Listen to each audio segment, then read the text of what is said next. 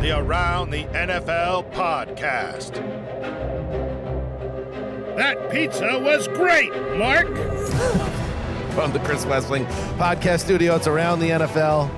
I'm Dan Hanzus, Gregg Rosenthal, and Marc Sessler. Heroes both. What pizza are we referring to, Mark? So, no, because we were just talking before the show that we now, we regularly read ads for iHeartRadio. Part of the gig. Yeah, it's we're happy to do it, obviously, to varying degrees. And I don't know how they pick what we're each being tagged to read, but I got a DiGiorno one that is nationally, it's you poured your heart into the read. I really do, and I actually have eaten DiGiorno pizza, and I do believe in it. I don't want to give them, I want them to come back with a second spot and maybe more of a bundle of an offer for me to continue to pitch them. But I will say, I believe in the product largely, and I put my heart into the read, and I've had people call me up from, other parts of the country and say, just heard you doing a pizza spot on my AM radio station. I feel a little conflicted here. Yeah. Conflicted. Yeah.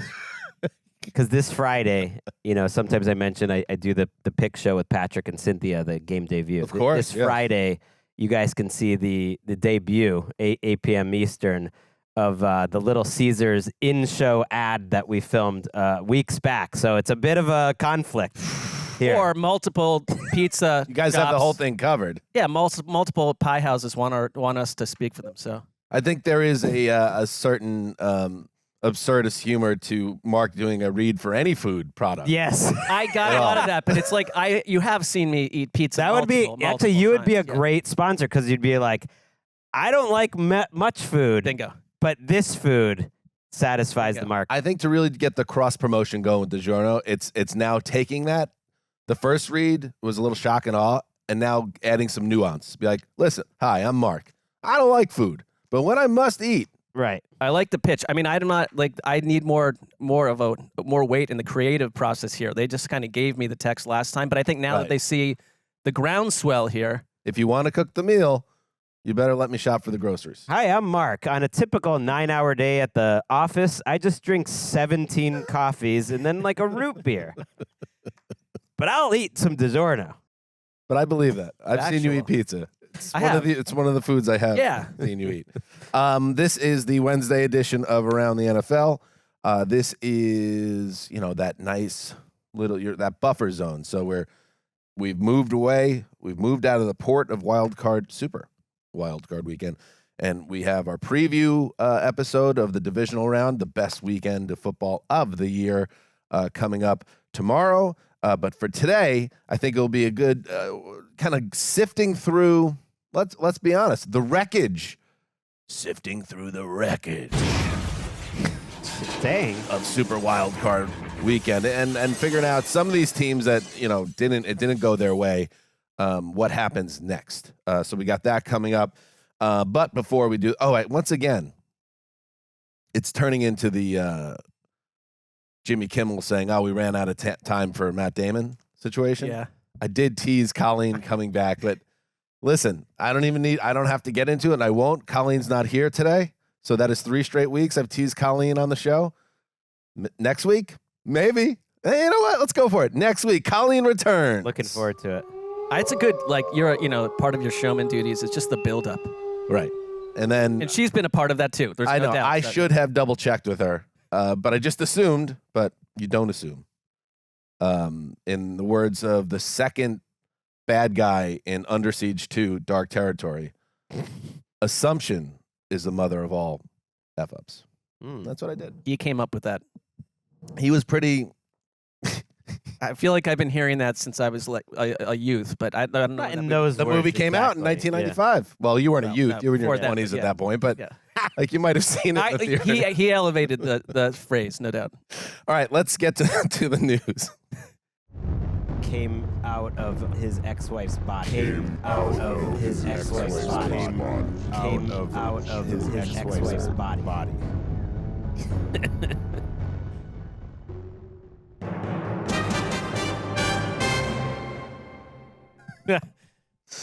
I'm not even going to give the context. If you missed that episode, you just know Greg had comments about that, and we're going to get to the Patriots and their coaching staff and who's on it and who's not in a little bit. But let's start with Mike Tomlin. And, you know, Tomlin was the subject of a lot of speculation in December when the team was 7-7 and was having a disappointing year. Then they reel off 3 straight wins, sneak in the playoffs, get dispatched by Buffalo on Monday, leading to a post-game press conference and a tense moment at the end where a reporter for ESPN, Brooke Pryor, asked, hey, you got 1 year left on your contract. Tomlin gave a little look and then walked right out the door without saying a word, which takes us to Tuesday, where Tomlin told Steelers players and coaches that he plans to coach a team in 2024, a day after he walked out on that press conference. So, and I think it's interesting even how it's reported here, Greg, that he told the Steelers players and coaches, I'm coming back. So assuming Pittsburgh, there's not a disconnect here, it will be Mike Tomlin once again back for yet another year. Yeah, we know he's a man of his word, but I am very curious just to watch what happens this offseason because he's going into the final year of his contract. That's new. And I just wonder if him walking off the set there was almost like a warning shot of like, don't ask about that. Because there's at least one route that he could take here, which his old boss or his old colleague, Kevin Colbert, took late in his career, where he just kept going into his contract years. He wasn't sure. That was a little different. He was thinking about retiring and whatnot.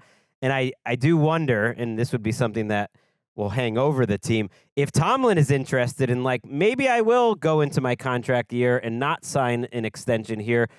Maybe the Steelers don't want that to happen, and they'll try to get him signed long-term. But it's just something to watch with the insiders this offseason. I guess also because, like, when you argued that Belichick would never be true trade bait, that he wouldn't go to another team and have that team have to give up a first-round pick or multiple picks for him or whatever, that, like, coaches are unwise to do that. And if you're on your 1-year deal, you could be Mike Tomlin, and if you get to end of next season and your quarterback situation isn't refreshed or vibrant or better than it has been for the past couple of years, you then become one of the most highly touted coaches out there. He's not that old. He's still got plenty left. And, like, he could go almost anywhere he'd want to with the best possible roster and not give up assets in return. So it's like you can't do that when you're still have 2 years.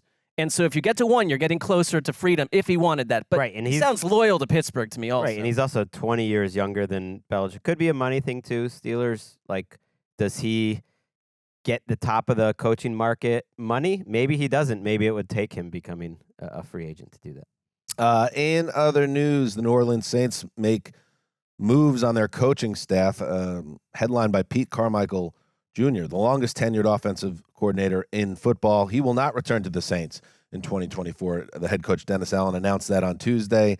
They're also parting ways with a few other assistants on the staff. And, 18 years, which 18 season with the Saints. It's literally longer than any head coach in the league. And obviously, right? Yeah, it is. Tomlin is now the longest tenured head coach. He was a member of Sean Payton's original coaching staff. He arrived as the QB coach in 2006. And of course, it was when Payton was there, it was Payton's offense, and Payton was running the show, which I guess eased Carmichael's transition when Dennis Allen took over. But at this point in time, and we're going to get to Dennis Allen sticking around, Mark, in a second, some comments made by the general manager. They are making changes, just not at the top. I mean, the Pete Carmichael thing, I'll never forget being at like a Hall of Fame game, like literally like during Deflategate or something, or during like the whole Bountygate thing, and seeing Pete Carmichael on the sideline, late August. This was like a billion years ago. So it's like he's been around forever. He was the interim before the other interim came back. Right. I mean, so he's always been like Peyton's guy, but I think two things I feel a little bit like there were whispers when they try to elevate him to OC that he didn't really, really desire it the way that you'd think. Like when you hear, like you listen to Jordan Rodriguez Play Callers podcast series, like all these guys are dying inside and burning just to get a play into the playbook. They want to be part of it. They want to create. And like you didn't get that vibe from late career Carmichael in this situation. And Matt Harmon, our friend, put a comment out saying that like on the week-to-week basis of watching film and watching offense, that like the Saints were the one kind of the film that just would drag them down to the mud on a week-to-week basis. And it's like they could use some new ideas, some fresh life. It's the way of like keeping the head coach, but we are making a change, and that's fine. It has been the same system. I mean, it's Sean Payton's system. They were average on offense the last 2 years. They weren't much better with Carr. They did finish better offensively, so I think that's at least. And their offensive line, I think, played well considering that the relative talent that they have. So now it's like it's Carr and all these guys starting over in another system, which has its own share of risks. Right. And, if they don't get better next year, they'll come for the head coach. And a lot of people thought Dennis Allen should have been out this year, but Mickey Loomis decided that the Saints wanted to go deeper with Allen, and he had a press conference today, which was hyper enjoyable. Just a warning, Mark, to you and the other misophonious out there. Yeah. He's chewing gum. That sound you're about to hear is a man chomping violently on a piece of bubble gum while addressing the media. See how it goes. Into a microphone. Good luck. Bill Belichick. Here's his first 3 seasons: 6-10, 7-9, 7-9. Tom Landry, 0-11, 4-9, 5-8, 4-10, 5-8. Hall of Fame coaches, all of them. Bill Walsh, first year, 2-14. Second year, 6-10. So I think the easy thing to do is just look at the results and say, oh, no, we got to have a change. And I want to address the misophonia, which I'm coming around on now. But we got to let this guy cook because he's just getting warmed up here. Go. Whoa. You got to look beyond that. What are the reasons why we were 9-8 instead of 13-4. And look, it's collective. It's the players. It's the coaches. It's me. It's our personnel staff, our roster. It's variables sometimes that we don't have any control of. And so my assessment is Dennis Allen is a good coach. And again, with Sean Payton, we went 10-6 the first year, but then we were 7-9, 8-8. And I heard some of the same noise. But at the time, I knew we had a good football coach. And so I think sometimes the hard thing to do is to be patient and recognize your other shortcomings and get those fixed. And that's what we're doing. I love that Saints fans despise Dennis Allen. And then the GM comes out and he does the cliche, like 80s bad guy move of popping in the gum. Whenever if you were getting into character and you want to be, okay, we want you to play this as a kind of overconfident buffoon who's also dismissive of what other people think to be an obvious problem.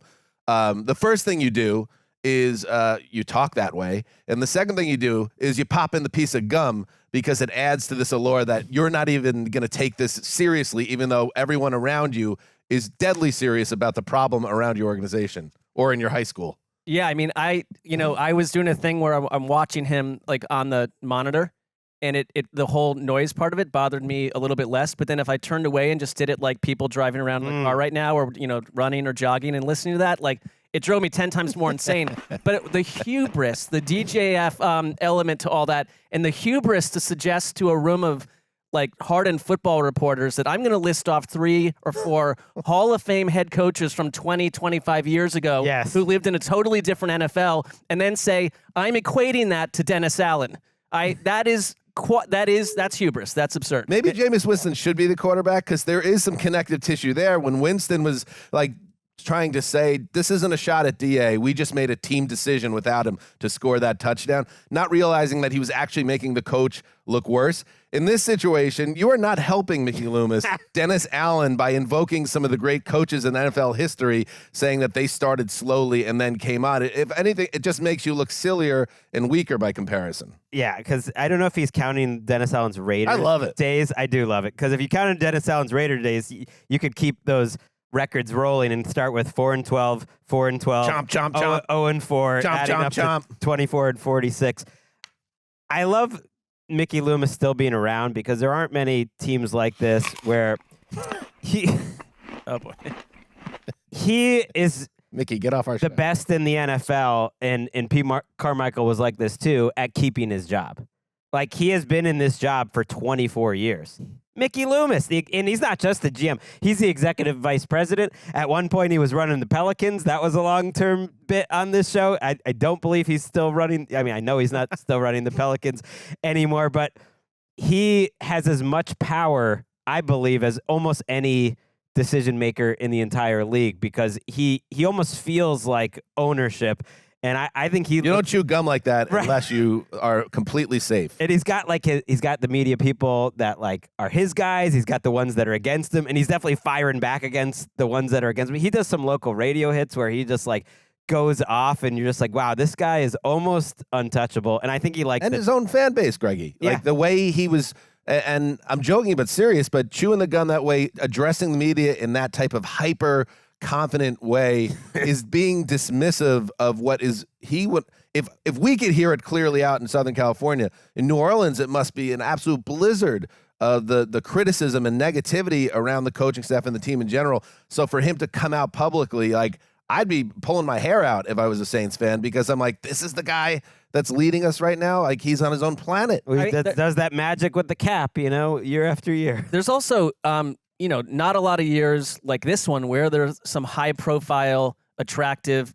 program-building, proven coaches out there, and you're going to not even think about making a change? I think when everyone hears, like, oh, Dennis Allen isn't going anywhere, to me that was like, okay, Mickey Loomis isn't going in. At some point, Gail Benson, who owns his team, is going to step in if they struggle and have to push the eject button on the whole thing, because it's like Mickey Loomis kind of runs the team, and he likes that he has a coach that is, under his thumb to some degree. Sure. I like maybe this is just like I'm basing this off of personal experience. Like, does it not feel like fewer people? And I'll start with adults. I'm not like gauging children, but like fewer adults are walking around chewing gum than in the past. I used to chew gum all the time. I don't ever think about buying gum. So that's me. I get that that's just me, but like, do you walk around seeing a lot of adults chewing gum? Oh, well, if you're talking like Bubblicious, no, but people that will chew it to freshen their breath, I think that's still an industry that's thriving. Yeah. Thriving. Yeah. I mean, okay. it's I hear what you're saying. We also live in Los Angeles. I don't know. Maybe this is like a healthier, because I do think like it seems like people eat less candy, less gum, less soda in general than when we were growing up, and we were just less like cigarettes. Right. And well, there's that. There's a link right there. I have found an article in the Atlantic, Mark, that says gum sales are down 32% from 2018. Industry analyst. So it's lost a little juice. Let's bring gum back. That is a significant decline, by the way. Yeah, for only 5-6 years too. I want to see your data. I want to see your sources. I mean, it's the Atlantic is not a false. The Atlantic has an article rag. how chewing gum lost its cultural cachet. Mark, you're all Wait, over it's this by one. Marc Sessler. No, Wow, that not. is crazy. I will counter that with a September the title article. of the article is called "It's Just Not Cool Anymore." Ask Mickey Loomis. That's true. Well, I know, but he does not. Okay. The global chewing gum market is forecasted to make sales amounting to $48.68 billion in 2025. So it's still huge. I'm just saying. but not compared as to huge. what, though? Not as huge. Relative. I don't to know. 50 previous billion sales. is 50 billion to me. Well, that's fine. Like I think Gregg's study tells us It's kind of like how people are like, "Oh, TV is dying." It's like, okay, but you still have these advertisers paying millions of dollars and millions. So it's on the downslope, but big gum, you're not going. 32% is a notable number. Based on sales per region, the largest market for chewing gum can be found in Europe, followed by the Asia Pacific region. The North American market ranked third, Oh, okay. where the beloved chewy candy sales are expected to reach $3.5 billion by 2024. So, listen, I'm still betting big on big gum. You keep doing that. No one ever went broke betting on big gum. You know what I mean? The awful stick gums, which lose its flavor within like 30 seconds. Yeah. Those I think are gone for the most part. They've been outclassed. They've been Or like fruit stripe fruit gum, stripe things like is that. literally gone. That has been They go. discontinued. Like if you have it for 30 seconds, and we need a higher quality gum for sure. You know, it's a wild thing still on the market. You know how, or maybe you don't know, but chewing tobacco, which is tremendously destructive, snuff and things like that, that are, everyone knows they were sold in pouches. And I think Major League Baseball and the minors now have banned its usage. It was prevalent in 60s, 70s, 80s, into the 90s. Big League Chew is still out there, and its packaging is literally packaged in tobacco in the same way the chewing tobacco is. I mean, Big League Chew was kids the love it. jackpot of gum in many ways. I thought Juicy Fruit as a sort of less sweet type of trinket was good too. Yeah, by the way, somebody gives me a slice of Big Red right now. Yeah. I'm going Loomis on the Jewels. Yes, baby. Weird piece of gum. I'm going full Loomis. Okay. All right. In other news, the Falcons, man, the Falcons are casting a wide net with big fish being dragged in because a couple days after Bill Belichick had a meeting with the team and had an interview, the Falcons announced Tuesday that they completed an interview with Michigan coach Jim Harbaugh. So you go Belichick, Harbaugh, back to back. Belichick, the most successful NFL coach ever. Harbaugh, who had huge success with the Niners years back and just won a national title with Michigan.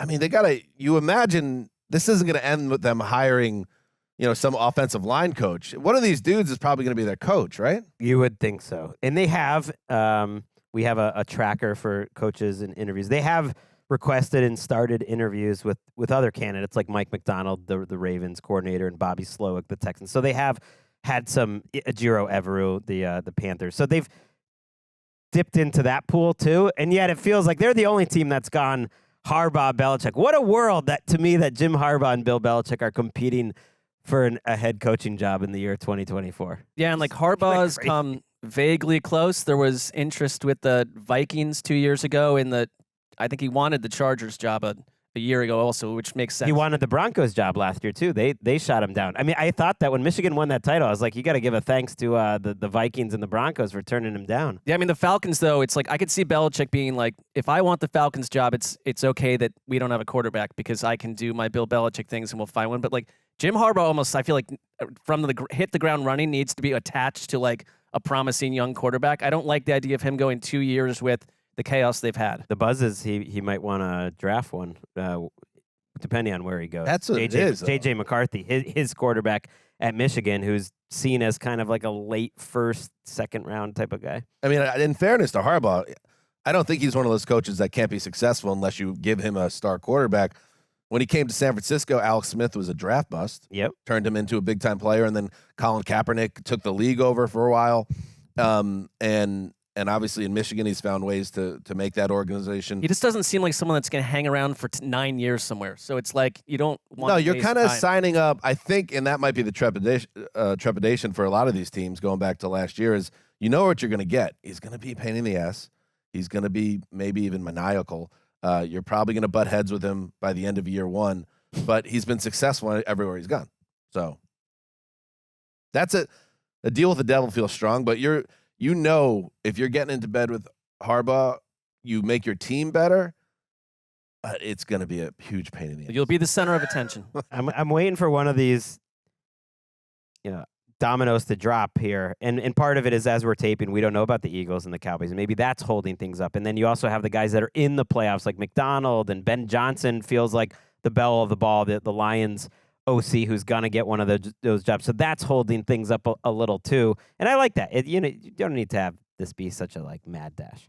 All right. In other news, we talked about on Monday night that the Patriots quickly moved on from Bill Belichick by promoting Jerod Mayo to head coach. And on Wednesday, the Patriots held a introductory press conference for Mayo. Here's a little bit from that. What walls need to be knocked down, in your opinion? What relationships need to be rebuilt? And Robert, you can take it as well.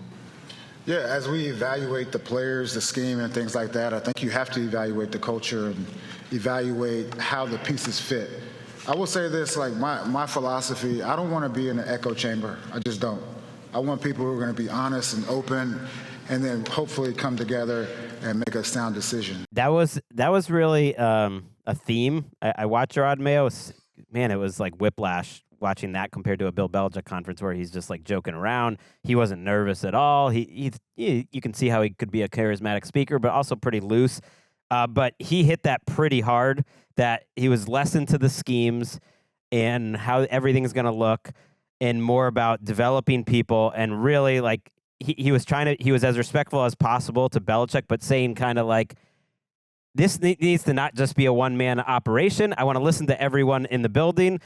Our insider, Ian, pointed out how literally assistant coaches aren't allowed to talk to people walking by them in the hallway, media people, that sort of stuff. Your key card only gets you into certain rooms. And I think that was what Mayo was talking about. It's just let's take away the skull and crossbones stuff about being the Patriots, that it's so dark and everything, and let's like develop players and be human. And that was sort of what he talked about. Is he was worried more about like, I want to develop these guys and be their leader, and everything else will fall into its place. And this was a totally different, in terms of the variance you can get with Robert Kraft, a different version of Robert Kraft in this press conference, where he opened up talking about the fact that, he has been close to Jerod Mayo since 2008 when they drafted him and gotten to know him really well. I mean, Jerod Mayo calls Robert Kraft, this kind of blew my mind, and I love it. And I was like, would this ever be the nickname Bill Belichick uses for Robert Kraft? He calls him Thundercat. I was so confused because he kept talking about thunder. That's calling the him whole the whole that's time. That's the relationship. And I missed that was actually Robert Kraft, and he just kept talking about. I was like, who is this thunder guy? I mean, but I think the thing is because the Belichick thing just got so stale over the last year and a half. Like this felt like such a sea change, and I kind of think that behind the scenes, Mayo and Kraft, like their relationship was there a bit of a, hey, things could change, and I have some ideas, and like a lot of it, I think. Mayo refers to Kraft as Thundercat. I thought it was the other way around. No. Yeah. Thunder, which is short for young Thundercat, due to what he calls the 82-year-old's young heart, because he's friends with Meek Mill. That's why. There's other reasons. And he wears Nike. There were other reasons Nikes. too, but yeah. He has a very young wife. I mean, not as young as when he met her. No, she's older now. Well, right. She is older than me, so I'm saying very Let's not young. talk about wives, Greg, because I know where you're going next. I couldn't even remember what body part, what I was even talking about back then. They didn't talk any Steve Belichick, by the way, but it's funny you mentioned That's what you were talking about, by the way. Yes, Robert Kraft. From when Steve Belichick emerged. Yes, and maybe he'll stick around, maybe not. There were no specifics really about what Mayo's going to do. But Kraft compared Mayo to his new wife, Dana, and to Bill Belichick, and to his first wife, Myra, and said, like, these... Checking all the boxes. I just go with my gut, and that's the only time I've had these feelings about certain people, and I knew it in a day, and I sort of knew that about Jerod Mayo in a day, and this was always my plan. And it spoke to larger things that it sounds like they're just going to be promoting from within for their GM and front office, that they are going to look at outside people, but he was kind of like, it's my motto, my company, other NFL teams are different, that I'd rather develop from within, and we have a lot of good people from within, and I'm not going to specify blah, blah, blah. There was one very Succession type moment where there were some penetrating questions like, well, why is Jonathan Kraft not even here? Like, some would think he's running the whole thing behind the scenes. He's not a serious person. Well, he's basically, he did say, he didn't say that, but he's like, the Kraft family has so many businesses. Jonathan Kraft is dealing with a almost emergency type situation in one of our companies and couldn't be here today. It just kind of was like, okay.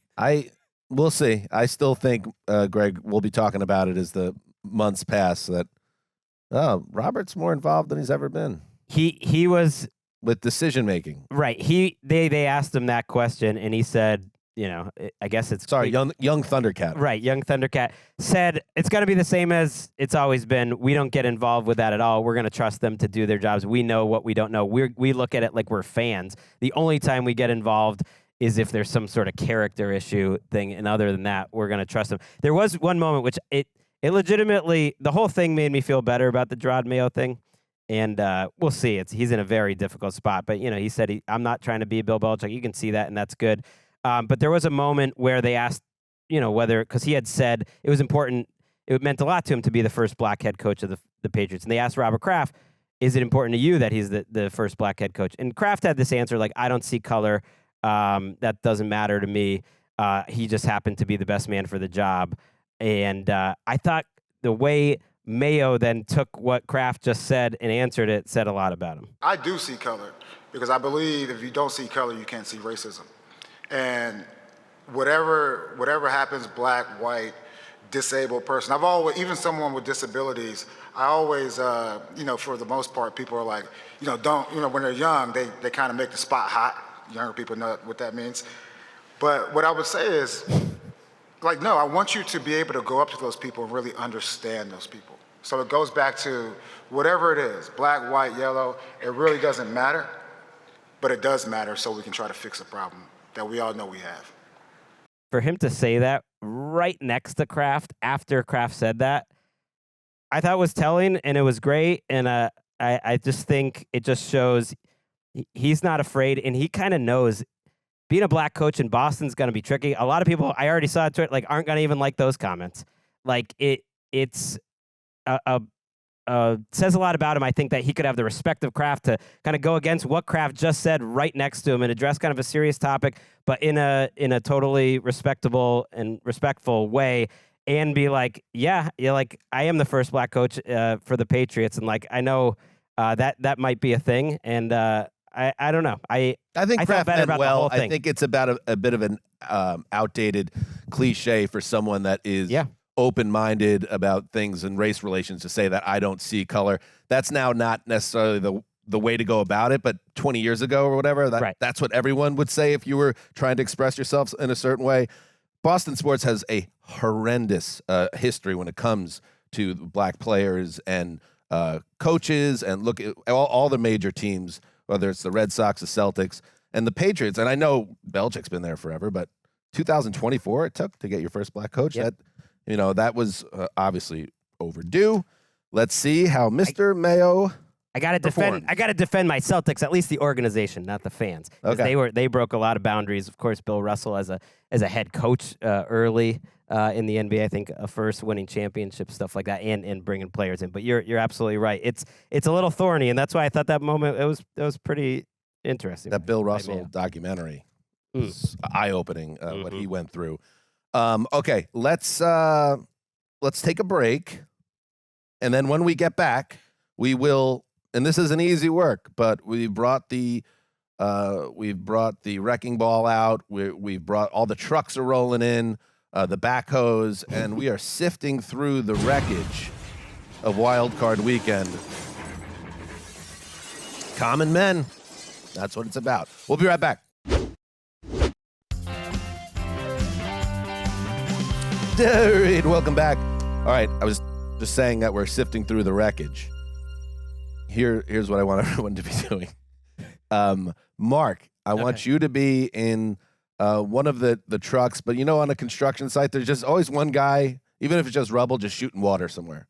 Just want you to just hammer in an area with water, just with a big old hose. Wet it down. Just wet it down. Sure. That sounds like one of the easier jobs on the site, but yeah. Okay. I'm going to be actually in a collared shirt with the sleeves rolled up and some papers and just like talking to people. Okay. Wow. Okay. Greg, you are in. You know how there's always a trailer. Yeah. You're in the trailer, and nobody's actually out working. You're answering phones and you're like setting things up. Phones. and then Eric, you and Randy doing that work. We got shovels. We got shovels and wheelbarrows and you got your tats are out because you have the t-shirt and you're looking pretty good. Hell yeah. And Randy's grinding as well. I like that. That's how I see it. Look, what is it? What do you guys think? I think what you described is you guys had the white helmets on, and we have the yellow helmets. I think that's the hierarchy on most construction sites. I like that you positioned it as common men, but then put us all in like mid-level, middle management office jobs with the people that everyone out is whispering about being jerks. I don't know. Mark probably is more seen as able to kind of travel. Oh, he's code switching because you're just firing that. You're blasting that water in there. But that's to soften up the rocks and the soil for those guys to have to take the shovels. I'm helping them, if anything, and I care about their plight. And I think that the common man is also equipped to just talk about disasters versus cleaning them up, and that's what we. Right. Randy pointed out that Mark might be OSHA. OSHA, to make sure everything's up to code. He's a code guy. OSHA rolls in, Cess dog, eating his DiGiorno's. I'm still doing those spots. There's a microwave in the trailer. Yeah. And then, after I got my sleeves rolled up, I pop into the trailer. You go in the trailer. Greggy's already in the trailer. We're just feasting on DiGiorno's. And then. Well, we've been working hard, so it's not, And then we're like, oh, there's a couple slices left. Should we tell Eric and Randy? And then Greg's like, no, let's save it for later. No, I would never be that guy. Couple slices. We're sharing. All right, let's get to it. We're at the site. We're at the demo site, and it's time to start figuring out what to make of, the situation. I mean, we're going to get to. It's not. We can talk about any of the teams that are playing this upcoming weekend. That's certainly welcome. But I think a good focus of this segment is going to be around who's not playing and what comes next. And Greg, do you want to get us going at the construction site? We've got to sift through this wreckage, and what are you taking out of it? Hose it, Mark. The Rams are a site that I think is soaking wet. Better shape than we expected. It was totally torn down a year ago. That was the thought, and yet Les Snead said famously in the offseason, he's got those 4 weight-bearing walls. Matthew Stafford, Aaron Donald, Cooper Kupp. I think Sean McVay was a weight-bearing wall, and you know what? They proved to be much more on it in terms of being optimistic about what this team could do in terms of a reset. But I've heard Rams fans, and there's a couple in my house, and thinking about like the next few years. Wow, they're really set up, and I don't think you want to get it twisted here. They have over $40 million in cap space. They can open up some stuff. They actually have some draft picks to play with, and I think they're going to want to keep. I don't think they're going to want to get rid of all their draft picks suddenly after having such a good draft class and seeing what that can do for an organization and having a first-round pick this year. I don't think that's what they're going to do. But this isn't a long timeline. Matthew Stafford, how long can you expect him to stay healthy and be playing at this level? Certainly Aaron Donald, the greatest player in franchise history and one of the greatest players of all time. Certainly Cooper Kupp, the way we saw him. And they're not getting rid of Cooper Kupp because of his salary and everything, but this is closer to the end of their timeline. They have a window here for a year or two more, and so I'm just very curious about how aggressive they are going to be. And my instinct is extremely aggressive, that they are going to see that this window is now the next 2 years here. And yes, we have this great rookie class. Kyron Williams made All-Pro, and Kobe Turner gets Defensive Rookie of the Year, and all that stuff.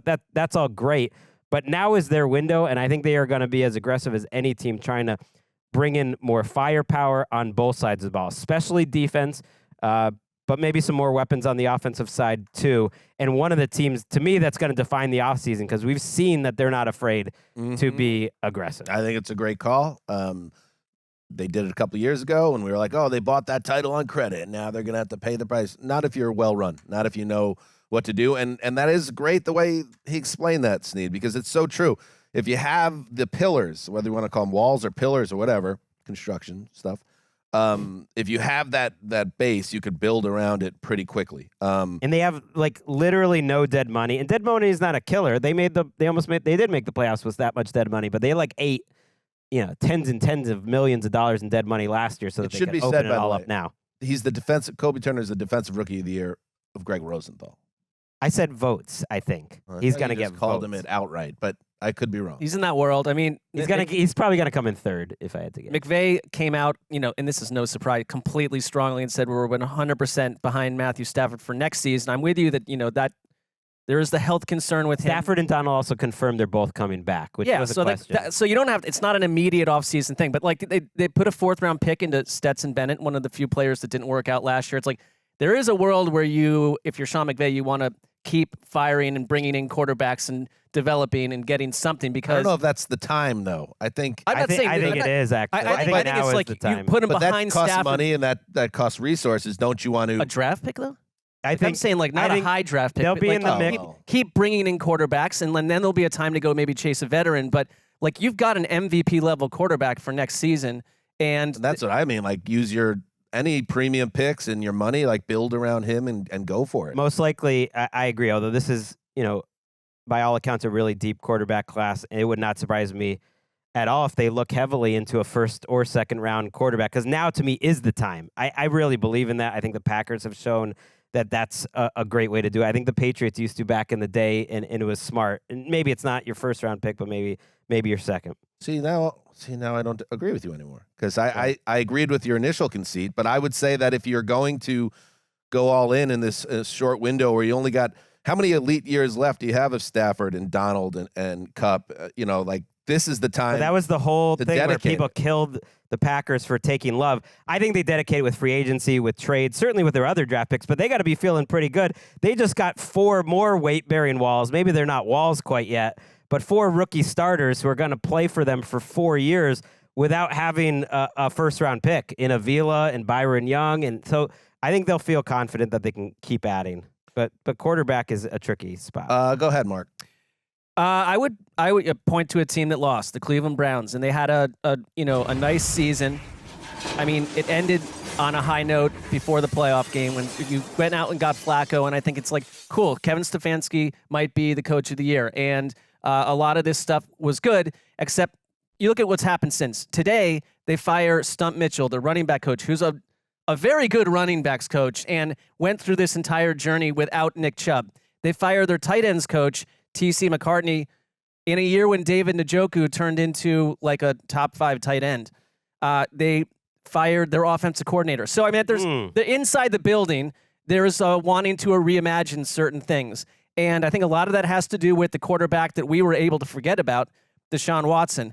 But you can't forget about the other. They're in their offseason mode now, and they basically are looking at one of the nastiest cap situations in the league. Deshaun Watson's, and I get it, you can finesse some of this and move it down the road, but you can't move it down the road forever. Deshaun Watson costs $63.9 million next year.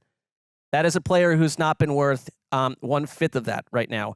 Amari Cooper costs $23 million. They're your only established wide receiver. Denzel Ward, oft injured, good cornerback, very good cornerback, costs $23 million. Myles Garrett, no problem with this one, costs $20 million. Jedrick Wills, your up and down left tackle who's coming off a big injury, costs $11 million.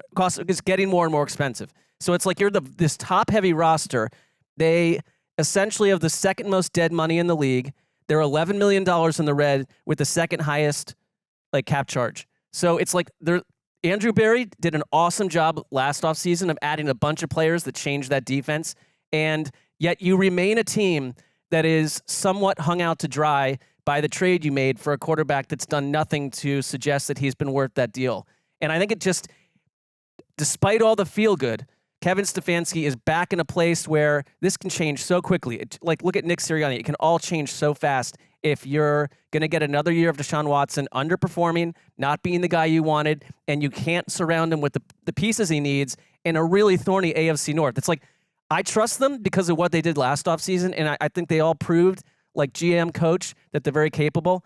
But you're right back into a very tough situation and one of the tougher offseason maneuverings around in the NFL, especially in the AFC. This is just speculation, but I wonder if the decision to make the move with some of those coaches is the organization kind of just moving forward and understanding that was a lot of fun with Joe, and we got to the playoffs and it didn't work out how we wanted it to, but Flacco's probably not coming back, but we are getting Nick Chubb back, and the offense with Deshaun Watson, who's still our guy, was not performing the way we were expecting it to before he exited the picture. So maybe they're judging some of that coaching staff based on what was going on with Deshaun, which is now going to be their offense once again. And yeah, I think as frustrating as it is, Greggy, a lot of this can be covered over these challenges if the QB now comes back healthy and performs at a high level. But now there's enough time that's passed since the Houston years and a very serious shoulder injury where you really have very real concerns. And it's also like, man, you gave him a fully guaranteed contract, right, which makes things infinitely more difficult. Yeah, they will likely move the money around in his contract and open up a ton. You can create like $30 million of cap space like that. It's nothing. And I would anticipate this is it was a 5-year deal. Yeah, we're going into year 3, It's right? only year 3. So at this point, they're not going to stop pushing that money. And when you look at the big number of this year, they made it that way last year. They already did it on purpose, knowing that they're going to move it again this year. I was pretty surprised they fired all these longtime coaches. Van Pelt was there for a while. And Stefanski's an offensive coach, and I know he's the one calling the plays, but I think you're right, Dan, to say let's build an offense around Watson because it wasn't really working with Watson, and we need to make some changes. I want the Browns to shock the world, give Baker a nice contract, and be like, you go against Deshaun this summer.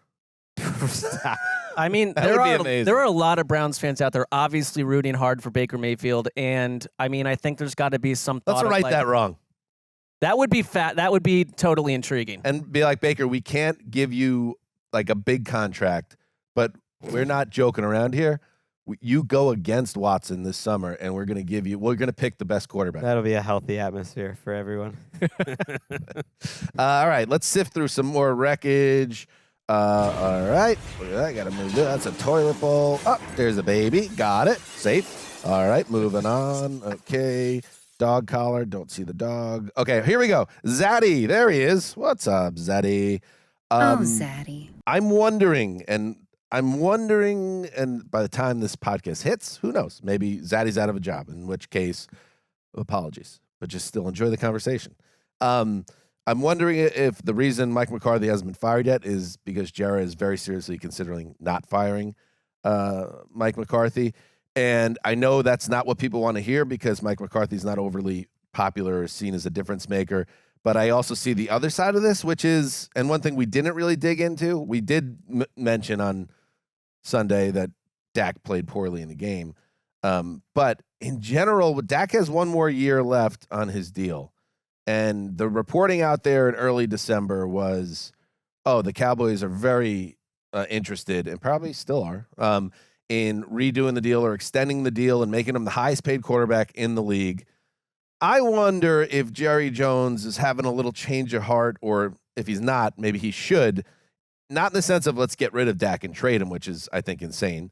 But do the Kirk Cousins move and bring back McCarthy, who, as much as he's gotten heat, they've won 12 games 3 years in a row, and be like, I still do believe in this. And what McCarthy said on Sunday, we picked a bad day to have a bad day.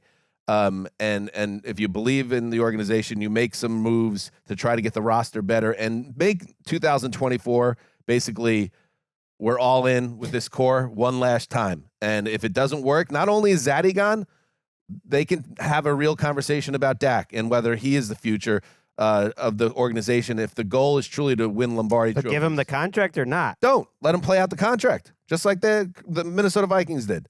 And he's got 1 year left on his deal. So I wonder if that's a conversation at the Star right now. And Jerod, who likes working with Mike McCarthy, and I think he believes in McCarthy, wants to maybe push this one more year. As much as that doesn't please, I think, people outside that building, I wonder if Jerod still believes. The thing I could completely get on board with is not giving Dak a new contract, not making Dak Prescott the highest paid quarterback in the league.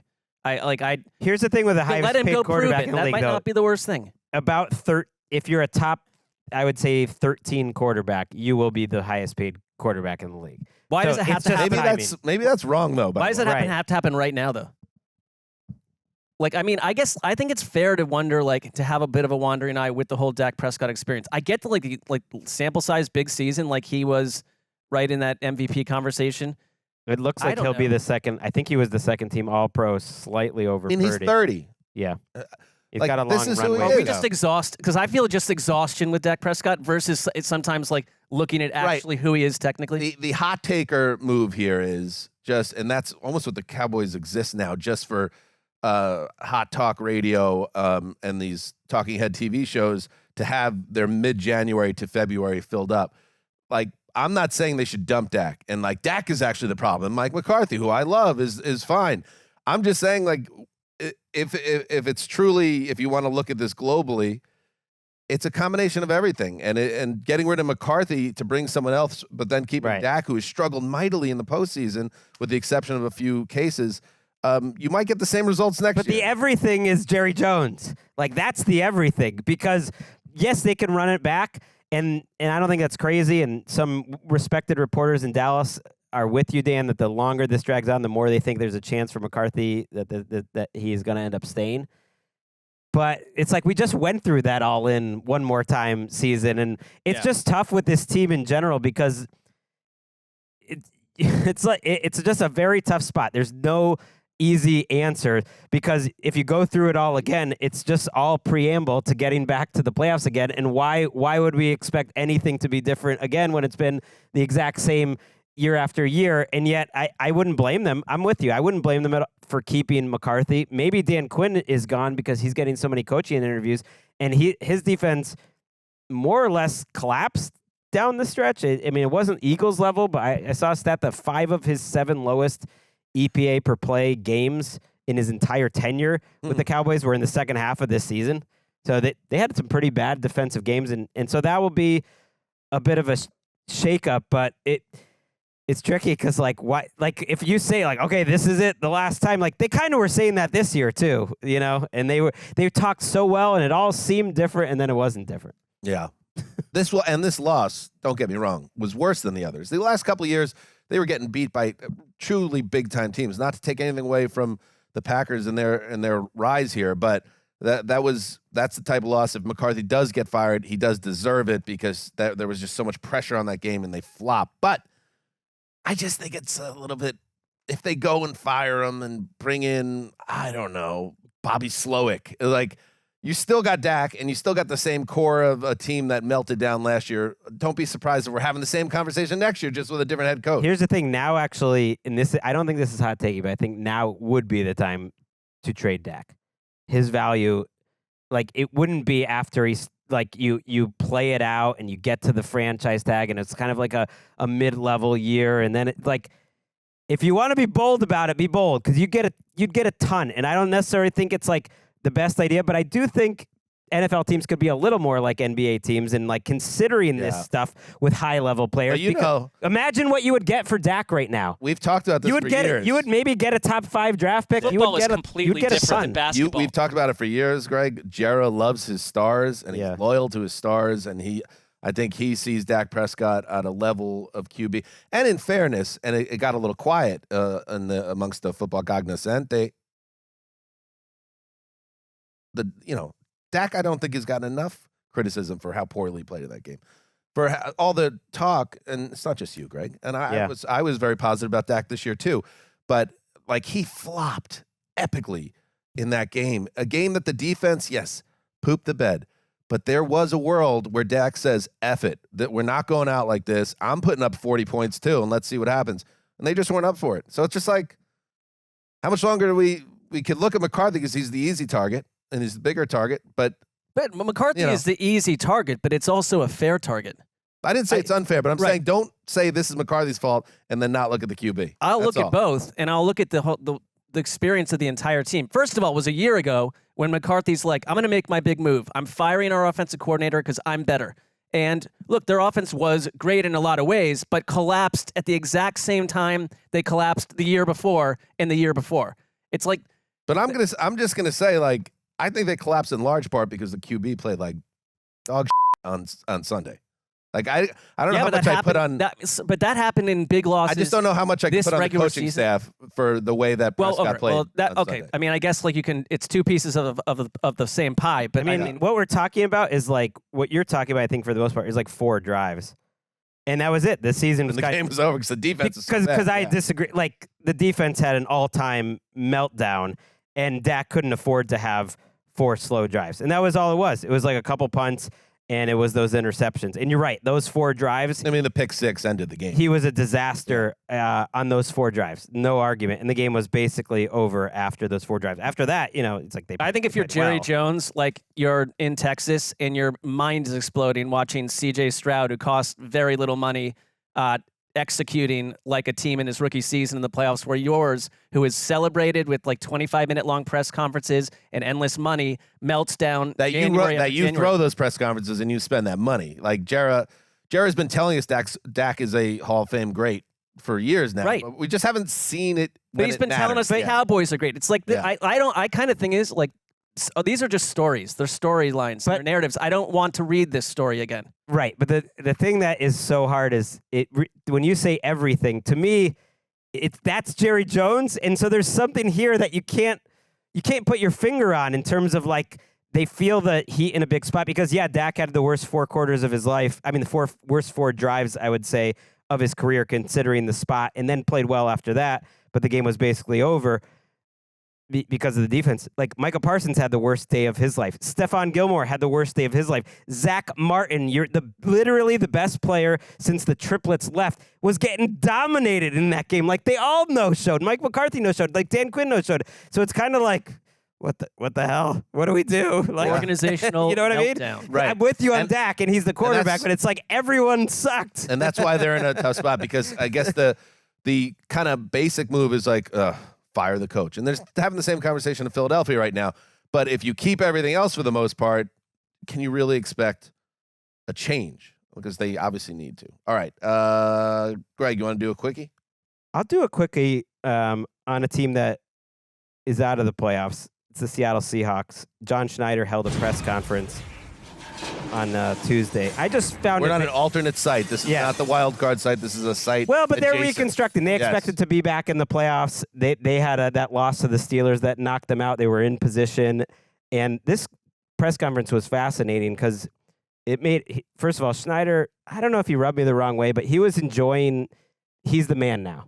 It's very clear. He has all the personnel say. He had no say over the old coaching staff. He didn't ultimately have the personnel say with Pete Carroll. They made a choice. John Schneider's running this organization, and he said he wanted to modernize and get younger, and they're interviewing Ben Johnson. They have like 8 different interviews set up, and we'll see which way they go. But I just thought it was interesting that, like, when it comes down to it, and Pete Carroll was very big about this, like, John Schneider fired Pete Carroll in my mind.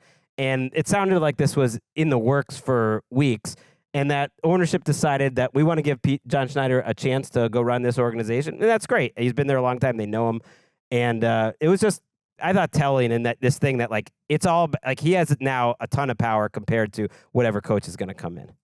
An interesting kind of twist on this reconstruction. I think got a little lost in the shuffle, understandably, because we were all celebrating Pete Carroll, as we should, a week ago, of like how this went down. It was kind of interesting that the owner. I don't feel really stunned that he has been elevated in power through all of this. Yeah. I mean, he won that tussle. If there was a tussle, it felt like a friendly tussle. But yes, he's the right guy to do that, considering who else is there, which is essentially nobody. It will depend what coach like they hire in terms of how they work together. I mean, even on an interpersonal basis. I mean, I'd add to the Seahawks adventure Geno Smith, because I know Pete Carroll in theory is somewhere, in the building and has a say, but Geno Smith was Pete Carroll's guy, and I think that Geno Smith obviously deserved like a second look and more money and all this stuff after last season. But after this season, he's Geno Smith, and he is what he is. And I know on this show we've got like a Geno Smith debate all the time, but like you have to convince the next coach to have that same faith in him. And I think it'll be up to that coach, based on the it contract. might be, but like I think that's where the Schneider thing comes into it, where it's like, Does Schneider feel the way that Carroll? He wasn't effusive when they asked him about it. He said, "Well, I thought it was kind of like the flip side of Geno's first year, where he started off a little slow this year and finished really strong, which was kind of the opposite of his first year, which not great praise, but it depends on who comes in. They've requested interviews with Patrick Graham, Frank Smith, who's McDaniel's OC in Miami. I have a feeling Frank Smith's going to get a job in this cycle. Raheem Morris, Dan Quinn, Ben Johnson. We'll see. Schneider is signed through his contract goes through the 2027 draft, so he's locked in there. And this is just, he said this in the interview. Apologies if you already said it, Greg. But our setup earlier was the coaching staff did not fall under my umbrella, and now it will. Yes, so he really is. There you go. He is gathering power. He really power emphasized that I think he didn't love Carroll's staff choices, especially on the defensive side. It's not necessarily a Jody Allen decision or choosing this person or that person. It's just a contractual situation. Okay? I don't know what that means. You also talked about keeping the positive nature of the Pete Carroll experience intact. That is a must for whoever comes in. So make sure when you're interviewing for the Seahawks job. I'm so freaking jacked. I'm so freaking jacked. Like, you got to have that energy. Mimic that. By the way, not for nothing, we all love Pete Carroll, right? Maybe the most famous gum chewer in the history of the NFL. Now he's out of a job. Right, but I'd say he started chewing gum 67 years ago. So just saying, back to my industry. I'm giving you a little pop here. Right. That maybe he was forced out because of gum. How about it's part of it. It doesn't seem like this is happening because of his age here, but like when people are like, oh, let's have part of it, like Belichick and Harbaugh would be like a good short-term coach for a kind of ready-made team, like a what do they call key ready team? Mm-hmm. I mean, Pete Carroll to me turnkey operation. Pete Carroll seems a little more like a good head coach for a turnkey operation in a short-term environment than those two guys in a certain way. Like, is Pete Carroll coaching like the Cowboys? Like, would that be that crazy? I don't know. More so than Belichick. He's not getting any buzz, so it doesn't seem like this is happening. But to me, that actually makes more sense to me as like a guy who's going to come in that's already ready and just try to win for a couple of years. Like anybody that's coaching the Cowboys is doomed. They're just doomed, so it doesn't matter. Like, maybe that's the only thing we should have said before. Like, this organization is just swarming with ghosts now, and you need, like, Peter Venkman if you really want to find your way out of this. You want Pete going down there? See that positivity get zapped away in the middle of January? Oh, we're not sure what happened. Everything just changed. Like, oh, no, Pete's got it. Pete's got the ghosts. Good Ghostbusters ref right there. Can you name any other Ghostbusters characters? Bill Murray. Not the actor. characters. No. Salt in the theater, though. You saw the first one? Yeah. I mean, as a child. I mean, as a young person. 84. I saw the second one, 89. Sneaky, terrifying. The movies in the 80s that were supposed to be kid friendly many times had elements that I just wasn't ready for.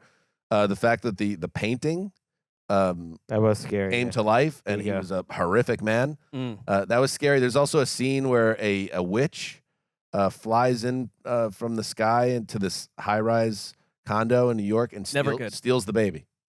Takes it right out. Not a good situation for anyone involved, other than the witch. I didn't sleep well. I'm going to tell you that. Be gone. You have a quickie, Mark? I will keep this quick. This is a team that hit wreckage 2 weeks ago, and we almost never talk about this team, the Commanders. But I think collateral damage of what's happened to two teams in the Cowboys and Eagles that we saw as Super Bowl potential teams. Now look where the Commanders are after decades of looking like flotsam jetsam and like nobody's apple of the eye. They have a new GM in Adam Peters who came from the Niners, and all words are that he was very valuable to that Niners team being built the way that he was. He felt like the belle of the GM ball. Absolutely. Like the most competitive hire. He's like the Ben Johnson of the GMs this year, and I have a feeling they paid him a lot of money. And Ben Johnson, people are suggesting that no matter who they go talk to, that Ben Johnson is likely the number one target as your head coach. So that pairing right there is intriguing. And the number 2 pick. Second overall pick. It was on my list, Greg. I will get to it. 6 top picks in the top 100. They have the most cap space in the league. Don't you step on his number 2 overall take. Well, I'm just I have a simple list I'm trying to get through. But they have a laundry list of draft picks, and I think a capable GM. And because you traded Montez Sweat and Chase Young away, it's I would want Sweat still, potentially. I would. But Ron Rivera somehow exited the organization with doing an anti-Lovie Smith. He could not have been a better soldier from wire to wire for that organization and left with them in great shape for the next coach and GM. You need somebody to fail with dignity. Ron Rivera's your man. He will be your man. I just think if the Eagles are what we think they are right now, and they're going to go through a lot of flux and change, and maybe the quarterback isn't who we thought, and the Cowboys continue to sit and spin on this plan, or they're going to bring everyone back and be the same thing. The Commanders, they got a long way to go, but they are one of these teams that you can see the rebuild, if they get the right quarterback, happening closer to a Houston Texans type situation than something that takes 3 or 4 years. So keep an eye on that, dude. I'm just not ready to talk about the Commanders right now. It's just more. It's much more because of what happened to Dallas and Philadelphia, though. I blocked them out mentally. To me, those teams don't exist. They're on that list of teams that do not exist for me right now. So I don't even know who you're talking about. Okay, well. They've been flushed. They're gone. But we will talk about it when they hire a head coach. It's been a joy being part of this experience. No, but Greg was way into it. I know he was. So I should have been more thankful. You you kind of snapped at Greg. But I couldn't even hear. You were the Charlie Brown teacher when you were talking about whatever that. I don't even remember the name of the team That anymore. is the role that I continually play on this show, and according to your ears. So I will keep doing that. Oh, Mark, how I love thee. Quick one. I'm annoyed now. On the Eagles.